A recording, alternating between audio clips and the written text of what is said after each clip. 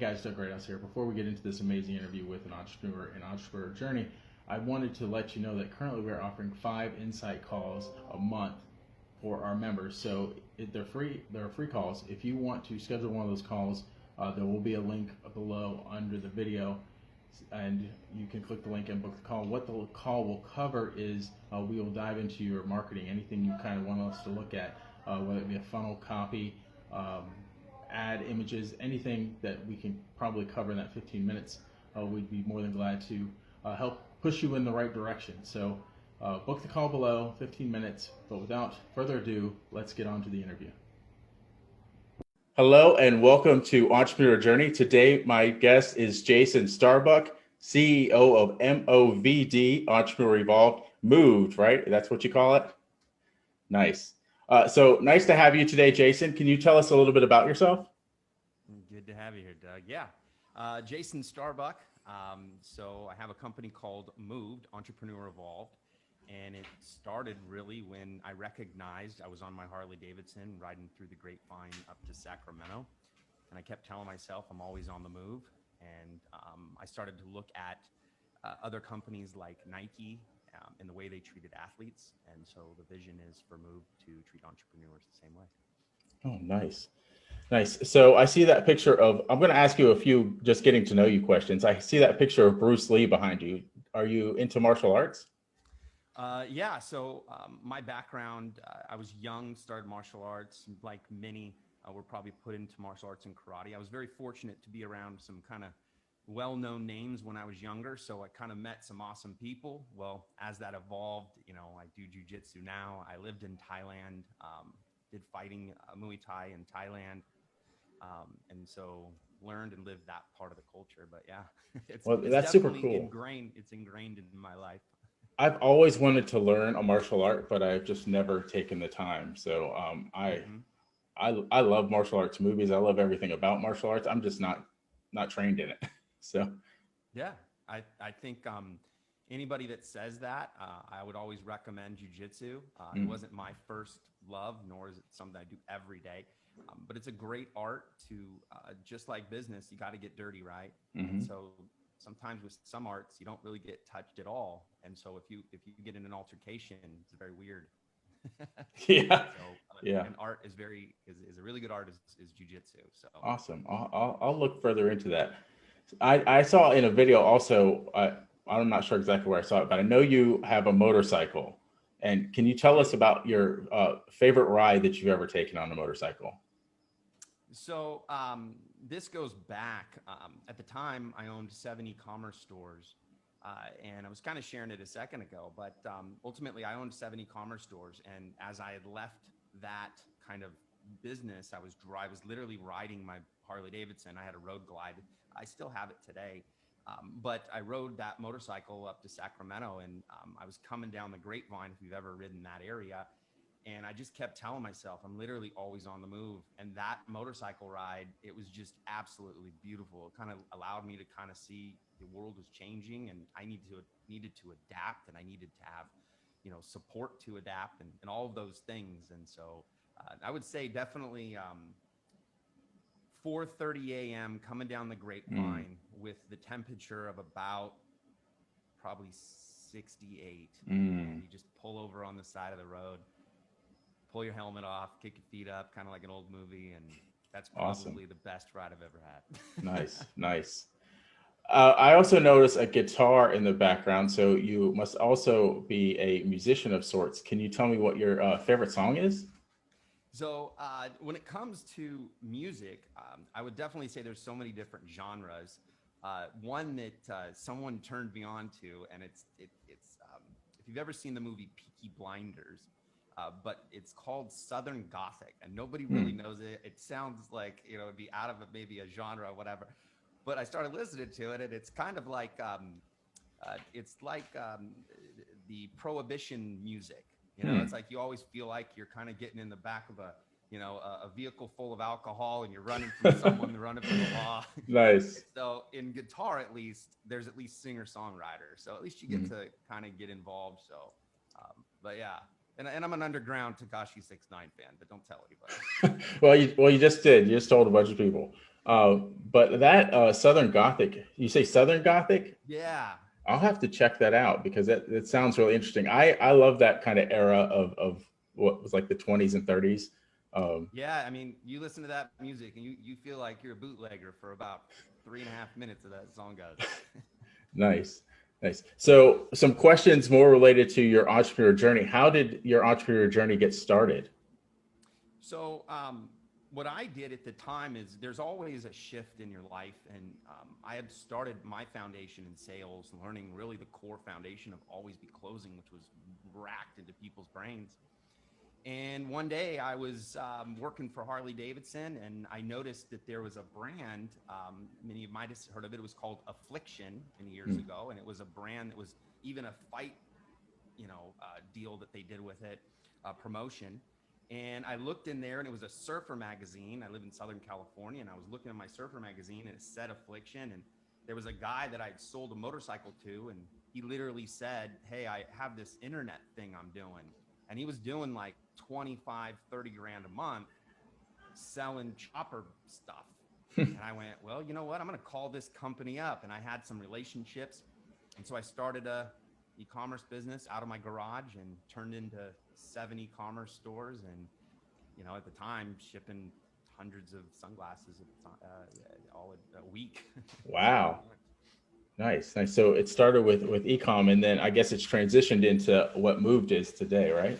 Yeah, and it's transitioned. I also have an agency called On the Move Marketing, and so that as well. But basically, Moved is the future. Nice. So I know the audience here is mostly entrepreneurs, and having a daily routine is kind of pivotal to progressing in your business growth and in your self growth. So I was wondering, do you have a daily routine, and could you kind of talk about that a little bit? Yeah, so this has become an underground passion of mine. I've tested this on myself multiple times, and if you've been in business, I have an underlining. You guys are all entrepreneurs, you pick your enemy, right? And I believe that my enemy, in a sense, it's not, but my ultimate enemy really is the gym for entrepreneurs. Mm. I'm a firm believer after studying entrepreneurs' journey and the struggles we go through and the manic situations we're in, and we're extremists. And so what we do is if I were to talk with you, say, look, all right, man, it's time to go to the gym. Because you're a driver, your mind's going to want to go to the gym and you want to be the best that you can. But your job's not to be a professional workouter. It's not what your job is. Mm. And so what Moved wants to do is to share that the original fundamentals that we have as the foundation of our body comes down to density muscle, which basically means we want to be able to move better. Us entrepreneurs nowadays are sitting in front of computers. And so I developed what's called the Moved 30, MOVD 30.com. And it's basically a simple workout that is performed only for entrepreneurs that gives you the baseline. It's a no BS. You learn this stuff in 6th grade, for crying out loud. But my goal is to really say, let's stop promoting all these things that you're not trying to be as an entrepreneur. Now, if you have a strong baseline and you want to do CrossFit, do it because you want to do CrossFit, not because you're trying to be the CrossFit champion. Now, if you're trying to be a CrossFit champion, let's talk about that. But that's not usually the majority. And so my vision is to be able to give armor and the ability to be strong as an entrepreneur, and then do the things you want to, because I believe our bodies are destroying ourselves this way, and we don't have to. Mm. Very, very, very, very close. You don't have to do many things. As someone that goes to the gym quite regularly, and what you said kind of resonates with me. I'm always trying to, how can I be peak performance at the gym? So yeah, that really resonates with me. And I just, yeah, I don't know what else to say, but And I'm not you hit a saying nerve a my little bit. goal is not to. Had these conversations, and my goal is not to take you from the gym. My goal is to say, make a decision to treat yourself better at home. And when you go to the gym, it's for the reasons that really are there. You get to see the cool treadmills. You get to see the nice weights. Maybe they got a punching bag. Maybe there's a cool sauna. Maybe there's some friends. But don't lie to yourself that your body has to go to the gym to be fit as an entrepreneur. And I can actually see the danger in that because we become, as entrepreneurs, we sometimes become hyper focused, and it'll pull our focus. If we're more focused on that, it pulls our focus off from other areas where we can be growing. So, yeah. Awesome, man. So, also, let's talk about martial arts a little bit. How have you applied what you've learned through martial arts into your business? Well, I've knocked out 327 of my customers. No, Maybe prospects. That's how. no. If you learn anything about fighting, and I have some experience, and if you have experiencing fighting and you've done it at a level of actually getting hit, the statement that you actually come across is, I've actually learned that I can kick a lot of people's ass. I also learned there's a lot of people out there that kick my ass. So there's a sense of understanding, which I think comes and applies to business as well. And I think that when you look at business as a chess board, and you look at business as applications, movements, and positioning, well, that comes out of the line of any martial arts movie you've ever seen. That comes out of the line out of any wrestling that you've ever seen. Positioning, passing, these are all things that apply. And, you know, it comes up because those are some of my same things that I enjoy. And I think we're kind of in this individual entrepreneur world, right? And so I think that as that processes for everybody, I just think we're in a major transition. Nice. And I know from what I've learned about you from just looking into you a little bit that you're a big proponent of outsourcing, much like I am. Can you talk about the advantages and the benefits of outsourcing as a business owner? Yeah. So taking you back to that main story of, driving down that grapevine on that Harley Davidson that day, I recognized that I couldn't really do this all on my own. And I also recognized that what you're working on today in the internet is not going to be what you're working on in 3 years. This is an evolution. You're on the river of the internet, and the river doesn't have forgiveness. And the river can cost a lot when it gets very high. And when you look at entrepreneurship, my goal was to always not only stay in business, but to also be able to cut my cost and free up my time. But also in the evolution of an entrepreneur, you're also going to need people that have better skill sets that you do, because you can't learn things this fast. So by having a support team that can support you in these manners, you've now put yourself in a position to basically create ideas and then have them develop and then push them out into the marketplace. Nice. So, as someone also in marketing, we're both in the marketing space. What do you see as the biggest missed opportunity, failure that a lot of entrepreneurs not in the marketing space make, as far as marketing is concerned? I think that we're going to be at a place where it's right now we're being sold things are easy a lot. Say this post and then you get this, do this and you get that. And there's nothing really in the world that's ever worked like that. You may hit, Mario Kart's, little speed thing every once in a while. But the majority of people that are in business, I think that, you got to be prepared to dig in. I mean, you really do. And then be able to position yourself in maybe different ways and say, look, maybe I can position what I have into a software. Maybe I can position what I have into a service. Maybe I can sell a product around it. I notice you have your logo there. How can you monetize, putting product out there? And I think over the years that this, as we evolve, brands will become important again.